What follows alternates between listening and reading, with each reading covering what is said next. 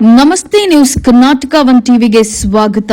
ಈ ದಿನದ ದೇವನಹಳ್ಳಿ ಪಟ್ಟಣದ ಡಾಕ್ಟರ್ ಬಿಆರ್ ಅಂಬೇಡ್ಕರ್ ಭವನದಲ್ಲಿ ದಿನಾಂಕ 24, 25 ಮತ್ತು 26 ಫೆಬ್ರವರಿ 2026ರ ಪಿಎಂ ವಿಶ್ವಕರ್ಮ ಪ್ರದರ್ಶನ ಮತ್ತು ವ್ಯಾಪಾರ ಮೇಳ 3 ದಿನಗಳ ಕಾಲ ನಡೆಯುವ ಕಾರ್ಯಕ್ರಮಕ್ಕೆ ಬೆಂಗಳೂರು ಗ್ರಾಮಾಂತರ ಜಿಲ್ಲಾ ಉಸ್ತುವಾರಿ ಸಚಿವರಾದಂತಹ ಕೆಎಚ್ ಮುನಿಯಪ್ಪರವರು ಉದ್ಘಾಟಿಸಿದ ಸುದ್ದಿ ನಿಮ್ಮ ನ್ಯೂಸ್ ಕರ್ನಾಟಕ ಒನ್ ಟಿವಿಯಲ್ಲಿ ವೀಕ್ಷಿಸಿ.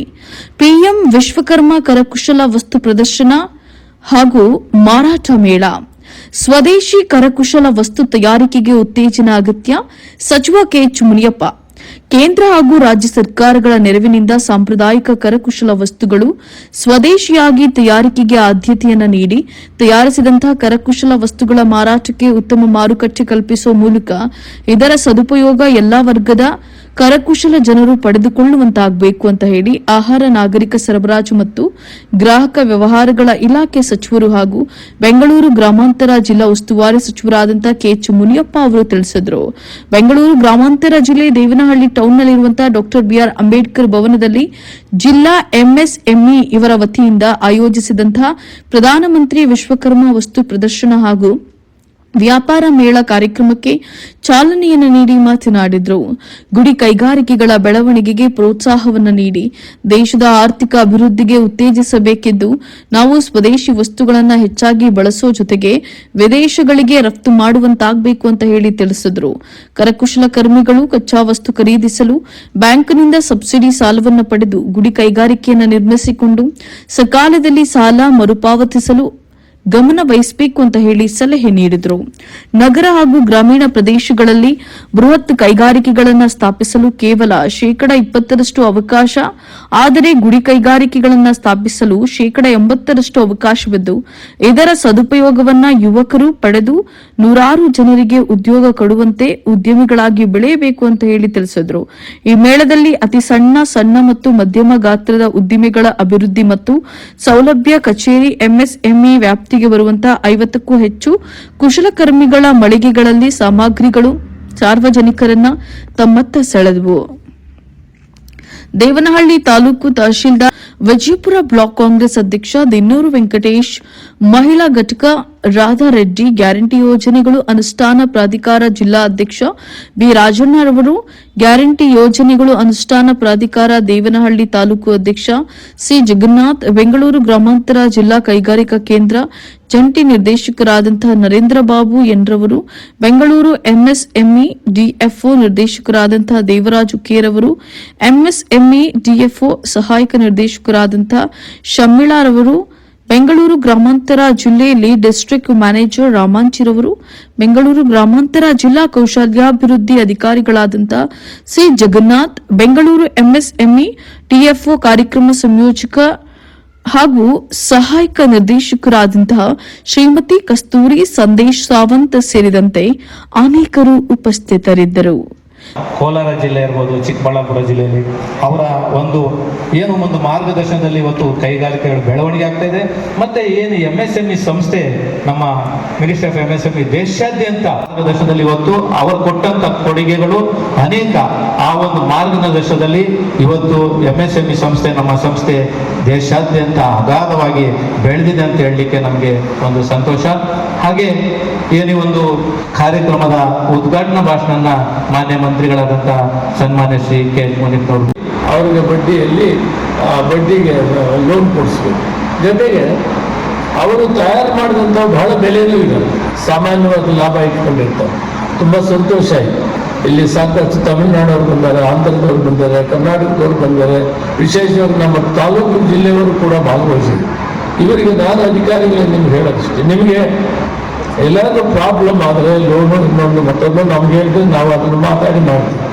ಬಟ್ ನಿಮ್ಮದು ಏನು ಜವಾಬ್ದಾರಿ ಅಂದರೆ ಹೆಚ್ಚು ಜನ ಗುಡಿ ಕೈಗಾರಿಕೆಯಲ್ಲಿ ಅವರನ್ನು ಇನ್ವಾಲ್ವ್ಮೆಂಟ್ ಮಾಡಿ ಅವರು ಮಾಡಿದಂಥ ವಸ್ತುಗಳನ್ನು ಮಾರಾಟ ಮಾಡೋದಕ್ಕೆ ನಾವು ಏರ್ಪಾಡುಗಳು ಮಾಡಬೇಕು.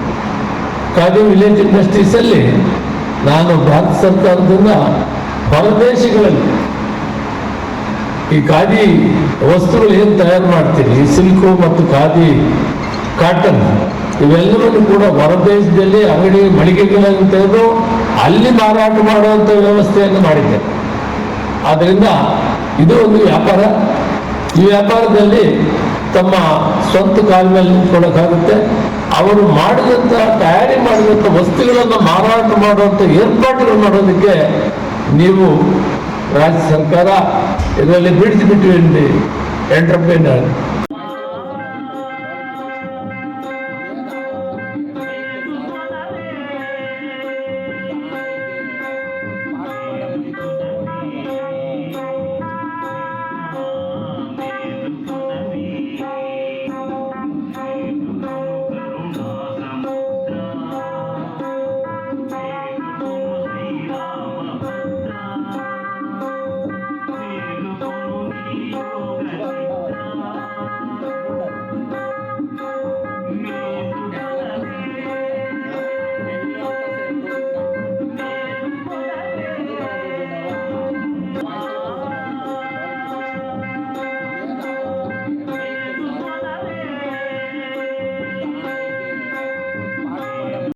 ಇದರ ಅಧ್ಯಕ್ಷತೆಯನ್ನು ವಹಿಸಿರುವಂತಹ ಶ್ರೀ ನಾವು ಮೊದಲನೇ ಸ್ಥಾನದಲ್ಲಿ ನಾವು ರಿಜಿಸ್ಟ್ರೇಷನ್ ಮಾಡಿ ಅದರ ಯೋಜನೆಯಲ್ಲಿರುವಂತಹ ಸ್ಕೀಮ್ಗಳಿಗೆ ನಾವು ಗ್ಯಾರಂಟಿ ಯೋಜನೆಯನ್ನು ತಲುಪಿಸಿದ್ವಿ. ನಮ್ಮ ರಾಜ್ಯದಿಂದ 4 ಕೋಟಿಯಷ್ಟು ಅನುದಾನವನ್ನು ಈ 1 ಲಕ್ಷ ಸಾಲ ಏನಿದೆ ಬೆನಿಫಿಷರೀಸ್ಗೆ ನಾವು ತಲುಪಿಸಿದ್ದೇವೆ.